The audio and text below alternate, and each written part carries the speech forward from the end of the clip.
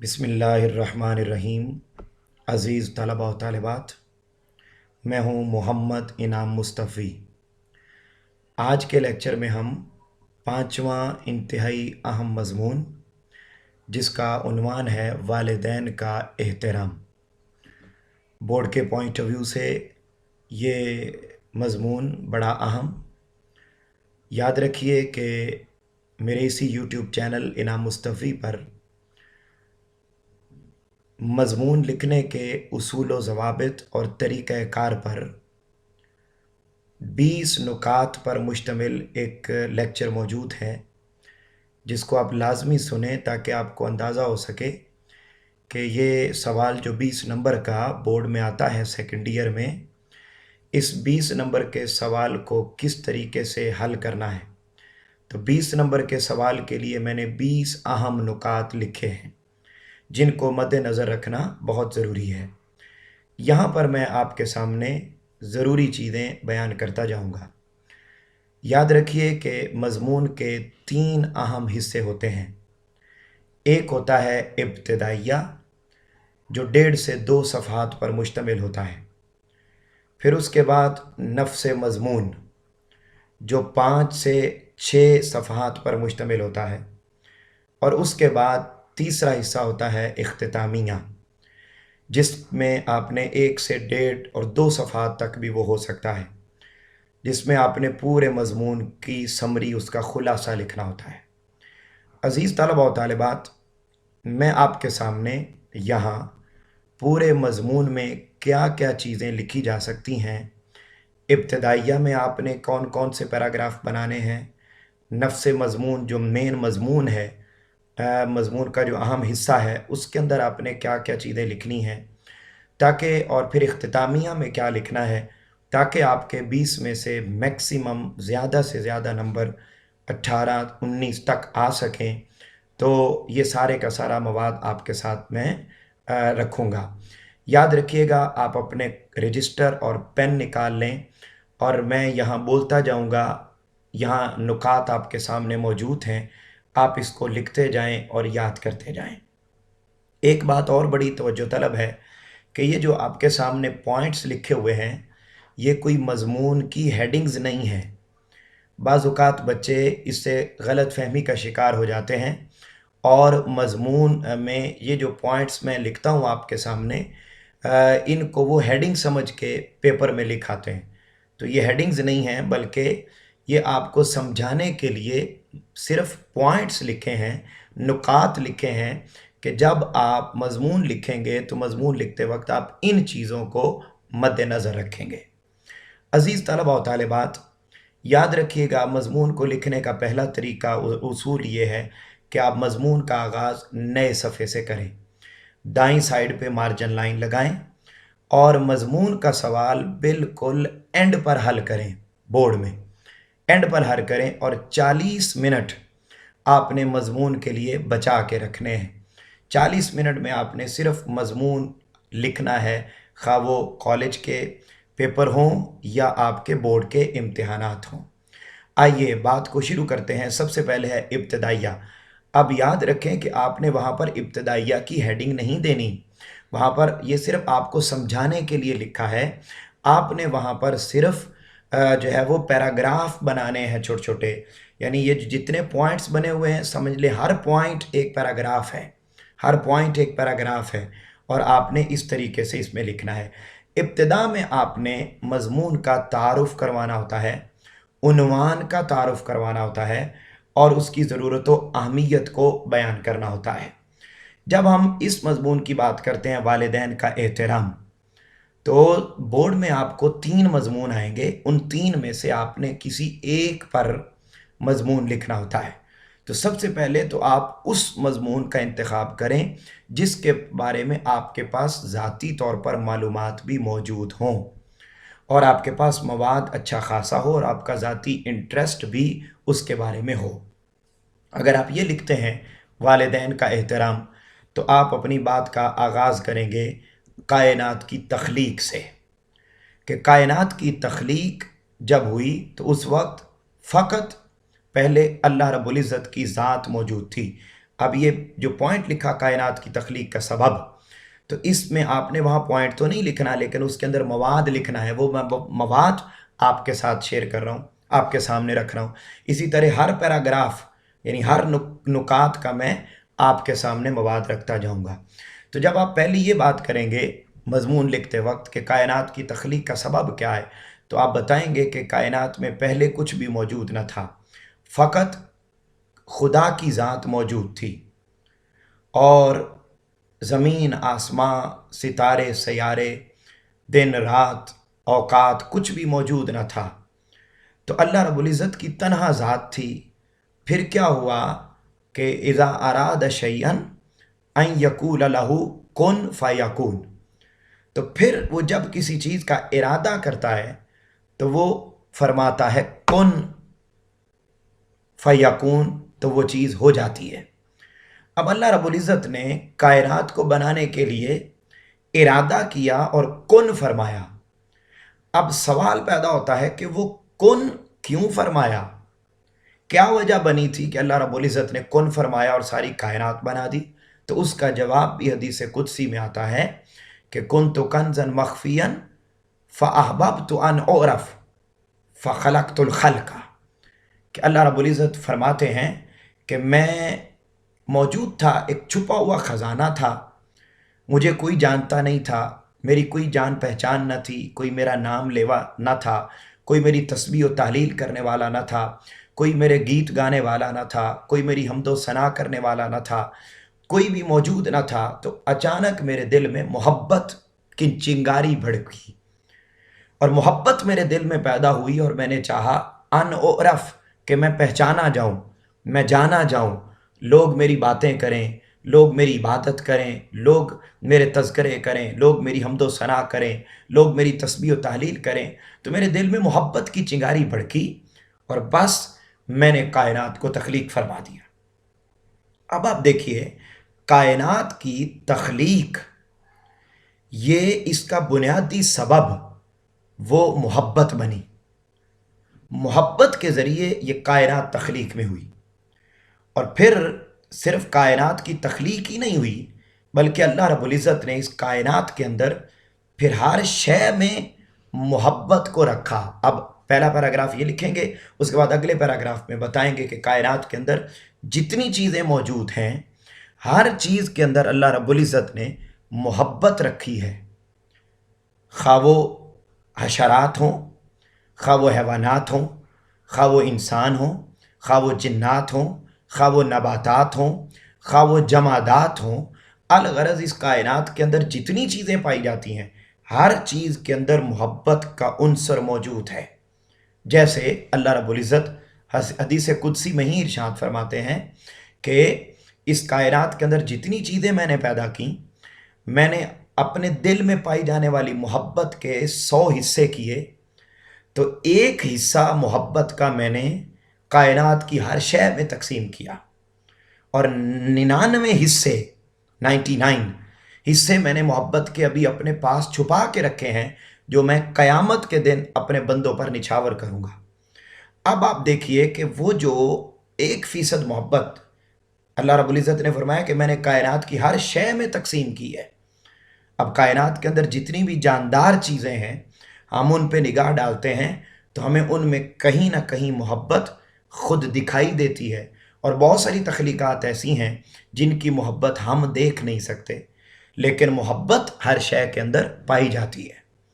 وہ جو محبت ہے جو ہر چیز کے اندر پائی جاتی ہے، اس محبت کا جو نقطہ کمال ہے، یعنی سب سے زیادہ جو محبت ہے، وہ اللہ رب العزت نے بے لوث محبت، جس طرح اللہ رب العزت خود بے لوث محبت کرتا ہے، وہ اللہ رب العزت نے والدین کے اندر رکھی ہے، اور والدین کو رحمت الہی کا سائبان بنایا ہے. یعنی اپنی رحمت کا سائبان، جس طریقے سے الحمدللہ رب العالمین، تمام تعریفیں اللہ کے لیے جو تمام جہانوں کا پالنے والا ہے. اب پالنے والی ذات اللہ رب العزت کی ہے، تو ساری مخلوقات کے لیے رحمت کی چھت وہ اللہ رب العزت کی ذات ہے، الرحمن الرحیم، کہ وہ مہربان اور نہایت رحم کرنے والا ہے. اب آپ دیکھیے کہ وہ رحمت کا پیکر ہے جو ساری مخلوقات پر رحمت کا پیکر بن کے ہمارے سب کے اوپر موجود ہے۔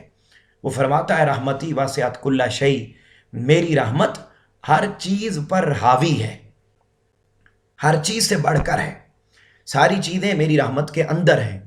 تو وہ جو خاص رحمت جو کائنات کی ہر شے کے اوپر اللہ رب العزت کی پائی جاتی ہے نا، تو عزیز طلبہ و طالبات، اس رحمت کا وافر حصہ اللہ رب العزت نے والدین کو عطا کیا ہے، اور والدین کو یہ شرف بخشا ہے کہ وہ پالنے والا وہ ہے، لیکن ظاہراً اولاد کی پرورش کے لیے اللہ رب العزت نے والدین کو اپنا الٹرنیٹو، اپنا متبادل بنا کر کائنات کے اندر بھیجا ہے، اور وہ اولاد کی پرورش کرتے ہیں، اور اولاد کے لیے ظاہراً والدین رحمت الہی کا سائبان ہوتے ہیں، چھت ہوتے ہیں۔ یہی وجہ ہے کہ قرآن مجید کو اگر پڑھا جائے تو ہمیں پتہ چلتا ہے کہ اللہ رب العزت نے اپنے لیے بھی رب کا لفظ استعمال کیا، اور جب والدین کی باری آئی تو والدین کے لیے بھی اللہ رب العزت نے رب کا لفظ استعمال کیا، اور فرمایا رب ارحمہ کما ربیانی صغیرا، کہ اے باری تعالیٰ ان پر رحم، ان کی ایسے دیکھ بھال فرما جیسے پرورش میں، بچپن میں وہ ہماری دیکھ بھال کیا کرتے تھے۔ یہ اللہ رب العزت نے قرآن مجید میں دعا کرنے کا حکم دیا، اور اولاد کو فرمایا کہ اے اولاد، تمہاری ذمہ داری ہے کہ جب تمہارے والدین بچپن بڑھاپے میں پہنچ جائیں تو تم ان کے لیے یوں دعا کیا کرو کہ اے باری تعالیٰ تو ان کی ویسے پرورش کر، ویسے دیکھ بھال کر جیسے وہ بچپن میں ہماری دیکھ بھال کیا کرتے تھے۔ تو رب ارحمہ کما ربیانی صغیرا، تو ربیانی، رب کا لفظ استعمال کیا والدین کے لیے، کیوں؟ کیونکہ وہ رحمت الہی کا سائبان ہے۔ تو آپ ایک ایک پوائنٹ پر ایک ایک پیراگراف بناتے جائیں گے، پھر اگلا پیراگراف بنائیں گے۔ والدین اور بے لوث محبت، اس کائنات کے اندر جتنے بھی رشتے ہیں، خواہ وہ بہن بھائی کا رشتہ ہی کیوں نہ ہو، میاں بیوی کا رشتہ کیوں نہ ہو، دوستوں کے تعلقات کیوں نہ ہو، کائنات کے اندر جتنے تعلقات پائے جاتے ہیں ان میں کہیں نہ کہیں لالچ موجود ہے، مگر ایک ایسا رشتہ جس میں کوئی لالچ نہیں ہے، جس میں کوئی یعنی انہیں طلب نہیں ہے، کوئی دنیاوی لالچ نہیں ہے، وہ والدین اور اولاد کا رشتہ ہے۔ والدین کو اولاد سے سوائے ان کے بہتر مستقبل کے کہ وہ کامیاب ہو جائیں، ان کی کامیابی کے لیے وہ صبح سے شام تک محنت کرتے ہیں، اولاد کی کامیابی کے لیے مسائل کو جھیلتے ہیں، اولاد کی کامیابی کے لیے وہ ان کی بیماری میں ان کا خیال رکھتے ہیں، بچپن میں ان کا خیال رکھتے ہیں، کن کن تکلیفوں سے وہ گزرتے ہیں، اور اس کے بدلے میں چاہیے انہیں کچھ نہیں ہوتا، بلکہ ہر لمحہ بے لوث ہو کر ان کے لیے دعا گو رہتے ہیں۔ تو یہ والدین کا رشتہ ایسا ہے۔ تو ایسا کیوں ہے؟ کیونکہ وہ جو محبت، جس محبت کی ابتدا سے کائنات وجود میں آئی تھی، اس محبت کا وافر حصہ اللہ رب العزت نے والدین کی گود میں رکھا ہے۔ عزیز طلبہ و طالبات، چونکہ شروع کے پیراگرافز میں، ابتدائیہ میں آپ نے جو مضمون ہوتا ہے اس کی وضاحت کرنی ہوتی ہے، لہٰذا مضمون تھا والدین کا احترام، ہم نے ابتدائیہ میں 3-4 پیراگراف بنائے، اب ساتھ ہی ہم محبت، ادب اور احترام کا معنی اور مفہوم بھی لکھیں گے کہ احترام کس کو کہتے ہیں، ادب کس کو کہتے ہیں، یہ سب مترادفات ہیں۔ تو لغوی معنی احترام کا یہ ہے کہ ایسا دسترخوان جہاں سے سب کھانے کے لیے جمع ہو، انسان میں خوبیوں کا جمع ہونا ادب و احترام کہلاتا ہے۔ یعنی لغوی معنی یہ ہے کہ ایسا دسترخوان جہاں سے سب لوگ اپنی اپنی پسند کی چیزیں کھانے کے لیے آئیں، یعنی ایسا دسترخوان جہاں سارے کھانے موجود ہوں، اس کو کہتے ہیں ادب اور احترام۔ یہ ہے لغوی معنی، لیکن اصطلاحی معنی یہ ہے کہ اگر کسی بندے کے اندر ساری خوبیاں، جس طرح دسترخوان کے اوپر سارے کھانے جمع ہو جاتے ہیں، اسی طرح اگر کسی بندے میں ساری خوبیاں جمع ہو جائیں تو ہم کہیں گے یہ بڑا ادب والا انسان ہے۔ تو جب ہم اس کو والدین کے ادب اور احترام کے ساتھ ریلیٹ کریں گے، اس کو منسلک کریں گے، تو پھر ہمیں سمجھ آئے گی کہ والدین کا یوں احترام کرنا، یوں ادب کرنا کہ کائنات کے اندر پائی جانے والی ادب کی جتنی بھی شکلیں ہیں، ہر شکل کے اعتبار سے والدین کا ادب اور احترام کرنا، یہ حقیقت میں والدین کا احترام کہلاتا ہے۔ یعنی ان کے ادب اور احترام میں کوئی کمی نہ چھوڑنا، کوئی کسر نہ چھوڑنا، اس کو والدین کا احترام کہتے ہیں۔ عزیز طلباء و طالبات، والدین کا احترام اس پر مضمون کیوں لکھا جا رہا ہے، یہ بھی آپ نے پیراگراف کے اندر بتانا ہے، کیونکہ ابتدائی ہمیں ضرورت و اہمیت تو آپ بتائیں گے کائنات کی سب سے بڑی نعمت وہ والدین ہے۔ اگلا پیراگراف، سب سے بڑی نعمت والدین ہے۔ والدین کا کوئی نعم البدل نہیں ہے، کوئی نعم البدل نہیں۔ بھائی اور مل سکتا ہے، بہنیں اور مل سکتی ہیں، رشتہ دار اور مل سکتے ہیں، دوست اور مل سکتے ہیں، بھائی بیوی اور مل سکتی ہے، یعنی کائنات کا ہسبینڈ اور مل سکتا ہے، کائنات کا ہر رشتہ مل سکتا ہے، سوئی سے لے کر ہوائی جہاز تک چیزیں مل سکتی ہیں، کائنات کے اندر سب کچھ مل سکتا ہے، مگر ایک چیز کہ جو نہیں مل سکتی دوبارہ، وہ والدین ہیں۔ لہٰذا والدین کائنات کی سب سے بڑی نعمت ہے، بے لوث محبت کے اعتبار سے، دیکھ بھال کے اعتبار سے، مستقبل کی فکر کے اعتبار سے، یعنی ہر اعتبار سے، غم خاری کے اعتبار سے، غم گساری کے اعتبار، جو دکھ اور درد اولاد کا والدین کے سینے میں دھڑکتا ہے وہ کہیں اور بھی میسر نہیں آ سکتا۔ تو عزیز طلباء و طالبات، یہ آپ نے پہلے جو 2 صفحات ہیں ان میں آپ نے یہ چیزیں ذکر کرنی ہیں۔ اس کے بعد اب آپ کا شروع ہو گیا مضمون اصل، اس میں آپ نفس مضمون میں جو چیزیں لکھیں گے وہ آپ کے سامنے وہ بھی پوائنٹس موجود ہیں، میں تیزی کے ساتھ آپ کے سامنے رکھتا جاؤں گا، ان کو آپ لکھتے چلے جائیں اور نوٹ کرتے چلے جائیں۔ پھر والدین کی بے پناہ عنایات اور دیکھ بھال کا ذکر کریں گے کہ والدین ایک ایسی ذات ہیں کہ جو اپنی پرواہ کیے بغیر بے پناہ عنایات اور دیکھ بھال کرنے میں اولاد میں کوئی کسر نہیں چھوڑتے۔ ماں جس کا کوئی نعم البدل نہیں ہے، ایک ہی بستر ہو اور اس بستر میں ایک حصہ خشکی والا ہو اور ایک حصہ گیلا ہو، تو عزیز طلباء و طالبات، ماں کیا کرتی ہے؟ وہ گیلی جگہ پہ سردیوں کی رات میں خود سو جاتی ہے، مگر بچے کو خشک جگہ پہ سلائے گی۔ وہ خود رو سکتی ہے، وہ خود دوسروں کے گھروں میں کام کاج کر سکتی ہے، وہ دوسروں کے سامنے جو ہے وہ کسی چیز کی پرواہ کیے بغیر اپنی اولاد کی تربیت کے لیے سب کچھ کر سکتی ہے۔ اسی طرح یہی حال باپ کا ہے، وہ محنت کرے، وہ مزدوری کرے، وہ جاب کرے، وہ صبح سے لے کر رات تک محنت کرے، تو کیوں کرتا ہے؟ اس لیے کرتا ہے تاکہ اولاد کی دیکھ بھال کی جا سکے۔ یہ خوبی اور یہ خصوصیت کسی اور رشتے میں نہیں پائی جاتی۔ پھر عزیز طلباء و طالبات، اگلے پیراگراف میں ذکر کریں گے والدین اور عرب معاشرہ، کہ جب عرب معاشرہ تھا تو عرب معاشرے میں والدین کے ساتھ حسن سلوک اچھا نہیں کیا جاتا تھا۔ انہیں جیسے ہی وہ بڑھاپے کی عمر کو پہنچے، انہیں ایسے واقعات بھی ہوتے کہ زندہ دفن کر دیا جاتا، یا انہیں بھیک مانگنے کے لیے چھوڑ دیا جاتا، یا انہیں گھر سے باہر نکال دیا جاتا، ظلم و ستم کیا جاتا۔ جیسے آج بھی یورپ کے اندر انہیں اولڈ ایج ہومز میں بھیج دیا جاتا ہے، تو ان کی دیکھ بھال اور پرواہ نہیں کی جاتی، مگر والدین سے متعلق دین اسلام نے جو رویہ رکھا وہ بڑا خوبصورت رویہ ہے۔ اور کیا ارشاد فرمایا اللہ رب العزت نے کہ حبیب صلی اللہ علیہ وآلہ وسلم نے جگہ جگہ پر تعلیمات ارشاد فرمائی۔ میں آگے چل کر نیچے آپ کو تمام حوالہ جات بھی لکھے ہوئے مل جائیں گے، وہ ان کا آپ وہاں پر جیسے جیسے پوائنٹس آتے جائیں گے، ان کا جو مواد ہے وہ نیچے لکھا ہوا ہے، وہ آپ ساتھ ساتھ لکھتے چلے جائیں گے، حوالہ جات دیتے جائیں گے۔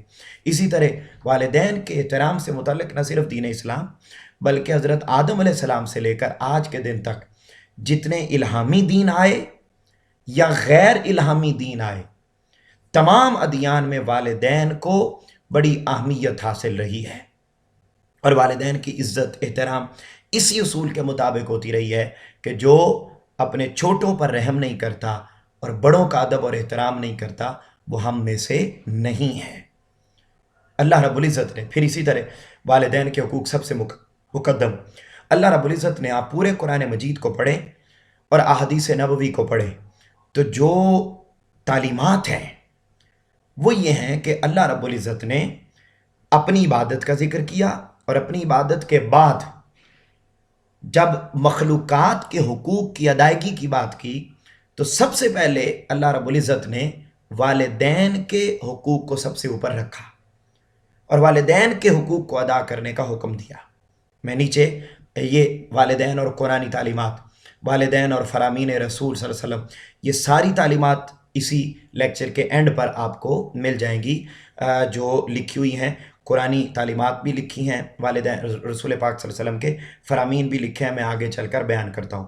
پھر اسی طرح ماں باپ اور کا جو مزاج ہے اس کی بڑی برکتیں ہیں اولاد کے لیے۔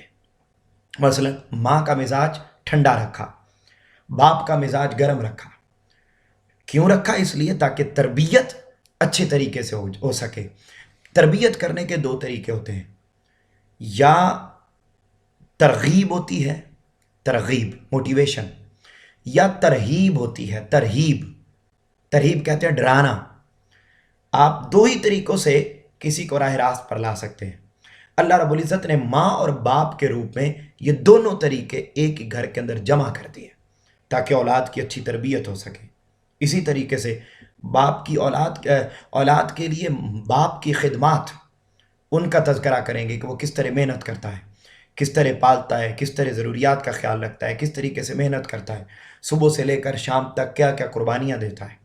وہ شادیاں آ جائیں، خوشی کے مواقع آ جائیں، عید آ جائے، وہ خود کپڑے نہیں خریدتا لیکن اولاد کی خوشی کی خاطر اپنا تن من دھن سب کچھ لٹا دیتا ہے۔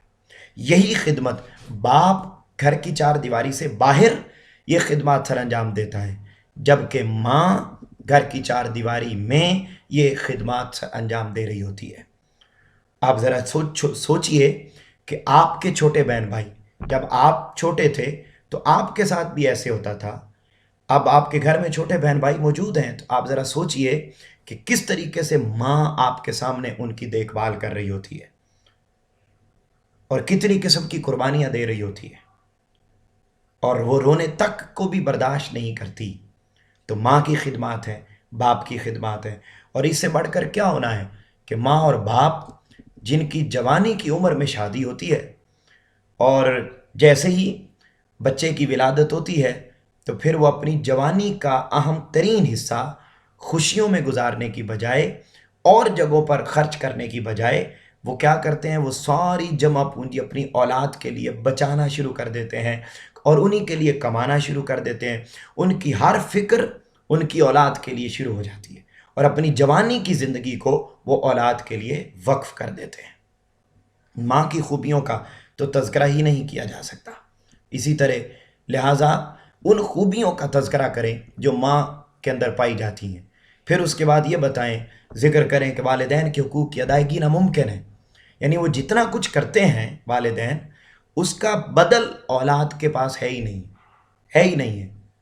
ایک دفعہ یوں ہوا کہ حضور نبی اکرم صلی اللہ علیہ وسلم کی بارگاہ میں ایک شخص حاضر ہوا اور حاضر ہو کر عرض کرنے لگا، یا رسول اللہ صلی اللہ علیہ وسلم، آج میں نے اپنی ماں کو اپنے کندھوں پر اٹھا کر خانہ کعبہ کا طواف کروایا ہے، 7 مرتبہ طواف کروایا ہے۔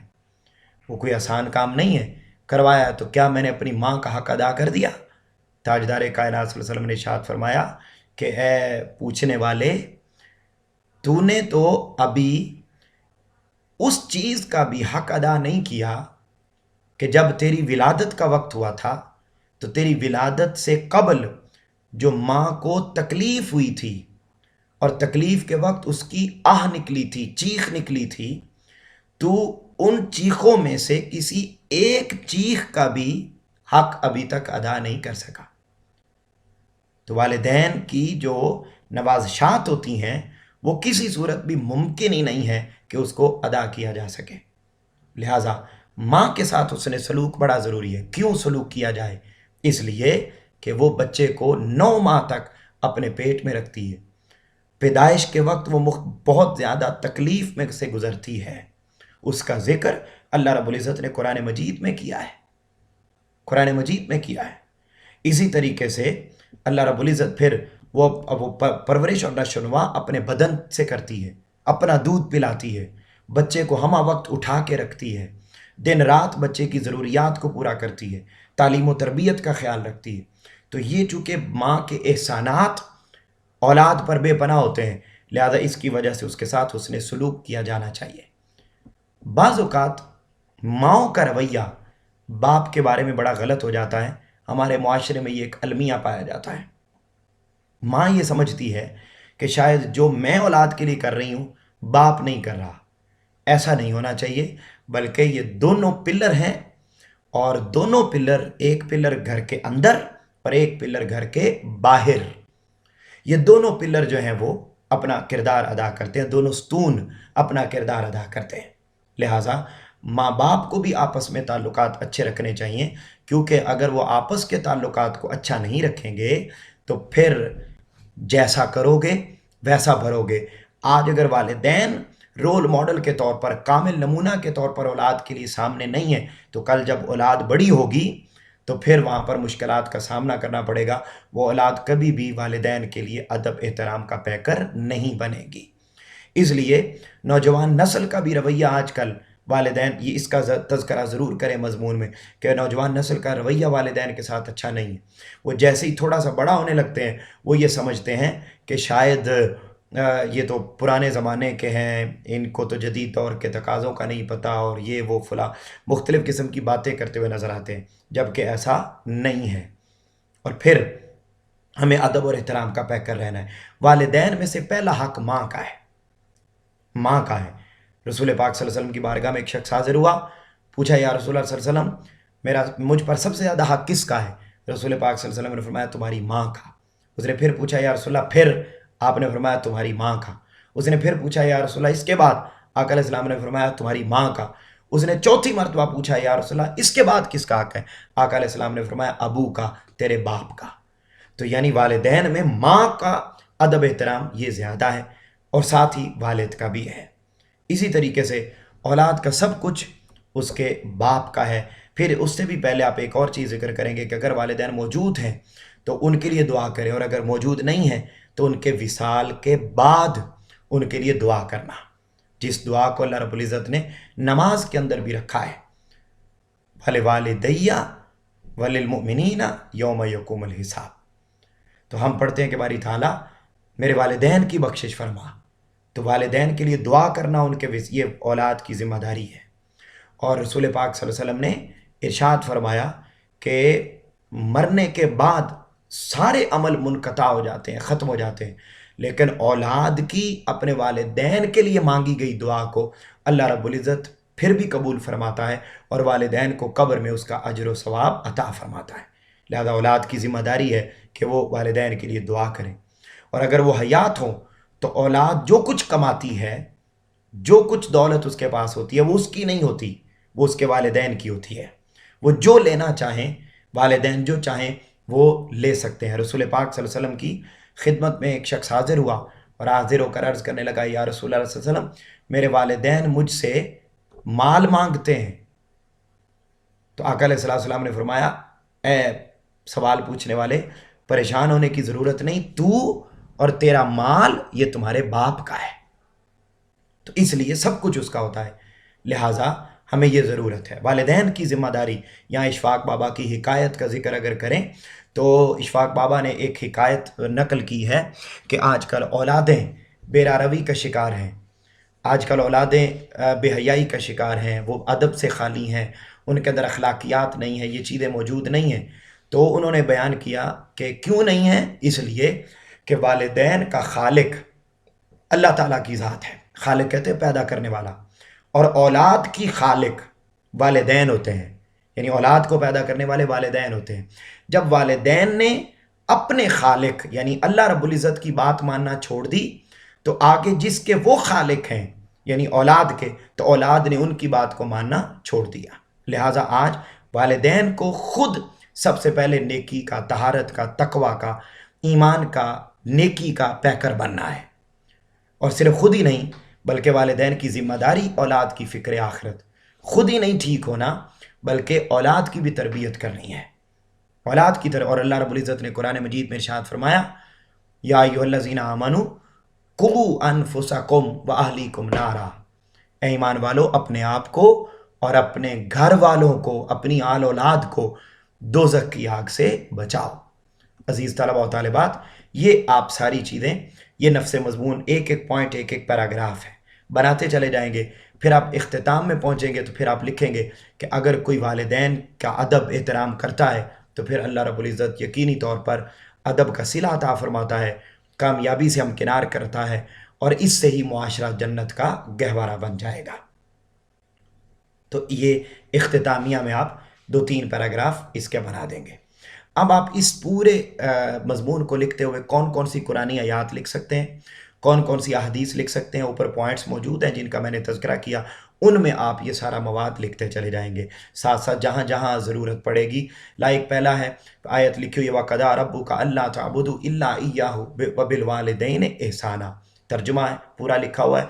और ज़रूरत नहीं है कि आप अरबी लिखें, आप सिर्फ तर्जुमा इन्वर्टेड कॉमाज में मार्कर के साथ हाईलाइट करके ज़रूर लिखेंगे। और याद रखें कि ये आपने हर पेज के ऊपर 2-2, 3-3 हवाला जात मज़मून लिखते वक्त होने चाहिए। वालिदैन का मज़मून आ जाए तो इसमें आप क्या क्या हवाला जात लिख सकते हैं। पहली आयत है, और तेरा परवरदिगार साफ साफ हुक्म दे चुका है कि तुम उसके सिवा किसी की इबादत न करना और माँ बाप के साथ उसने सलूक करना।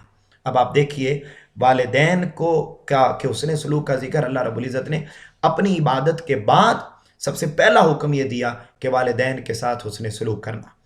अगर तेरी मौजूदगी में उनमें से एक या दोनों बुढ़ापे की उम्र में पहुंच जाएं तो उनके सामने उफ भी ना कहना, ना उन्हें डांट डपट करना, बल्कि उनके साथ अदब व एहतराम से बात करना। तो अल्लाह रब्बुल इज़्ज़त ने हुक्म इरशाद फरमाया, फिर फरमाया वअबुदुल्लाह वला तुशरिकू बिही शय्यन व बिल वालिदैनि एहसाना, और अल्लाह की इबादत करो और उसके साथ किसी को शरीक न ठहराओ और वालिदैन के साथ अच्छा सलूक करो। अजीज़ तलबा व तालिबात, अब देखिए अल्लाह रब्बुल इज़्ज़त ने अपनी इबादत के साथ अगला हुक्म सिर्फ ये फरमाया कि वालिदैन के साथ उसने सलूक करो। तो आप इन हवाला जात को ऊपर बयान किए गए नुकात के अंदर शामिल करते जाएंगे। फिर अगली आयत यसअलूनका माज़ा युनफ़िकून, तो पूछा कि लोग आपसे पूछते हैं कि वो क्या खर्च करें, यानी सहाबाए किराम हुज़ूर नबी अकरम सल्लल्लाहु अलैहि वसल्लम की बारगाह में सवाल करते थे कि हम क्या खर्च करें। तो अल्लाह रब्बुल इज़्ज़त ने आयत उतारी और फरमाया कि लोग आपसे पूछते हैं कि वो क्या खर्च करें, तो आप फरमा दें कि जो माल भी तुम खर्च करो वो वालिदैन, करीबी रिश्तेदारों, यतीमों, मिस्कीनों और मुसाफिरों के लिए होना चाहिए।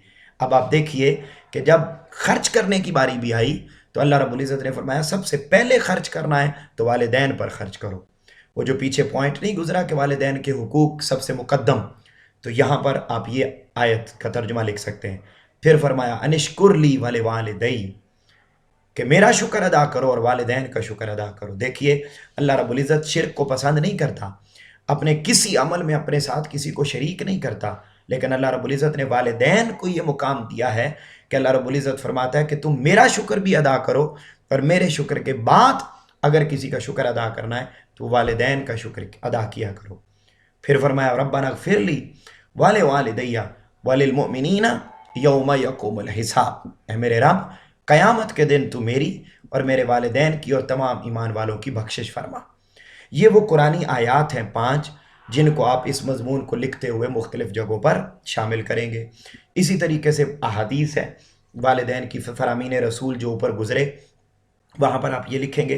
पहली हदीस है हज़रत अबू उमामा रज़ी अल्लाह ताला अन्हु रिवायत करते हैं कि एक शख्स ने हुज़ूर नबी अकरम सल्लल्लाहु अलैहि वसल्लम की बारगाह में अर्ज़ किया, या रसूलल्लाह सल्लल्लाहु अलैहि वसल्लम वालिदैन का उनकी औलाद पर क्या हक़ है।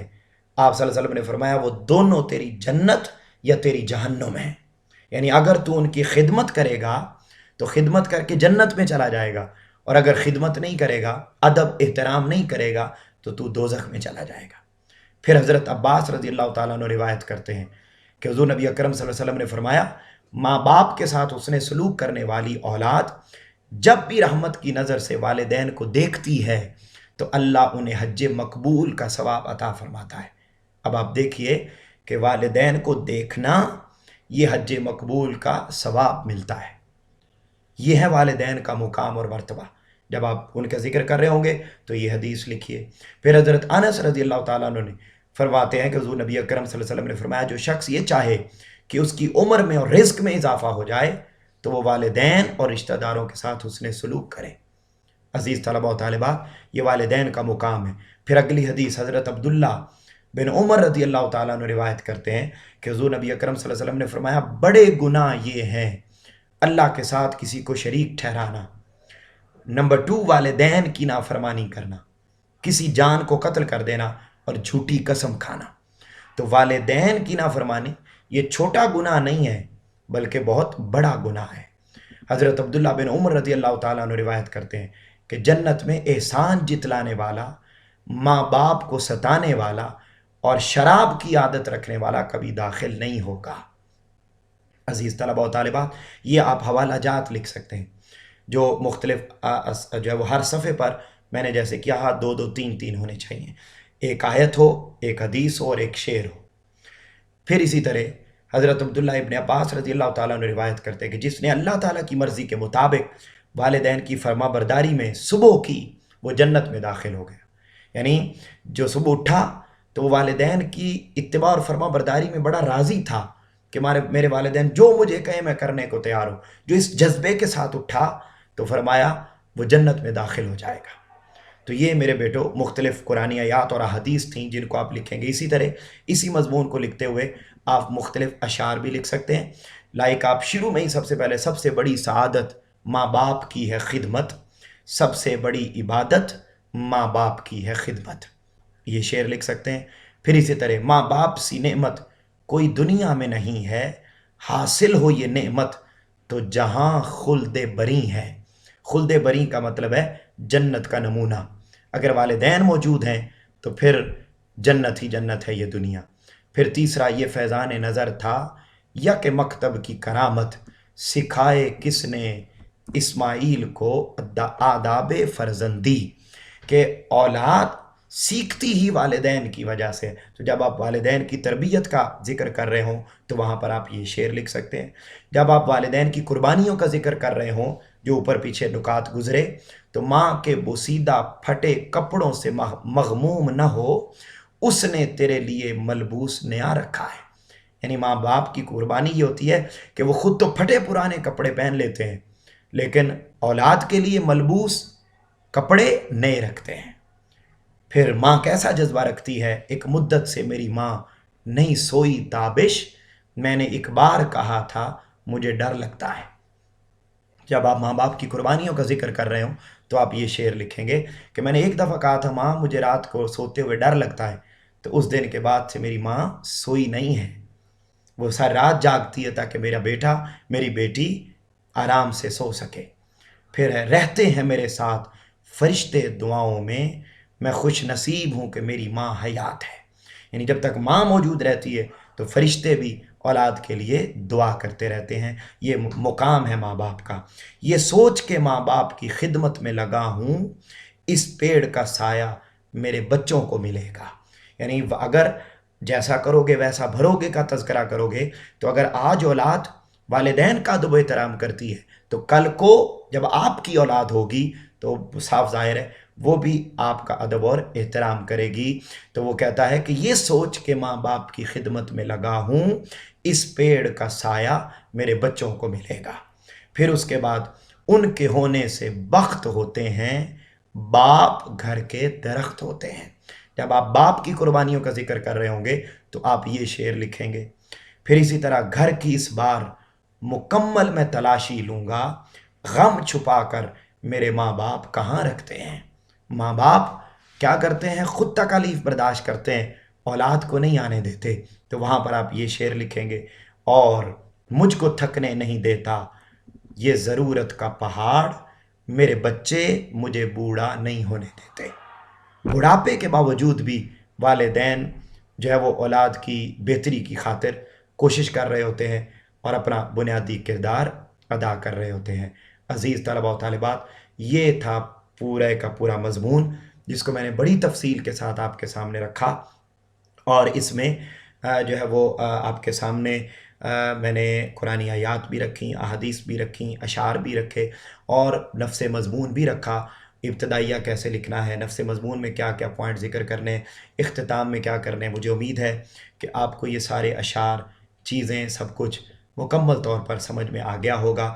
آپ کمنٹ سیکشن میں جا کر ضرور اظہار کیجیے گا کہ آپ کو یہ ساری چیزیں کیسی لگیں، کیسی سمجھ میں آئیں. اور وہ طلبہ اور طالبات جنہوں نے ابھی تک میرے چینل کو سبسکرائب نہیں کیا ہوا، وہ ضرور چینل کو بھی سبسکرائب کر لیں تاکہ آنے والے مضمون آپ کو اسی طریقے سے ملتے رہیں. اپنے گھر والوں کا بہت زیادہ خیال رکھیے. آپ سے ملاقات ہوگی انشاءاللہ اگلے لیکچر میں.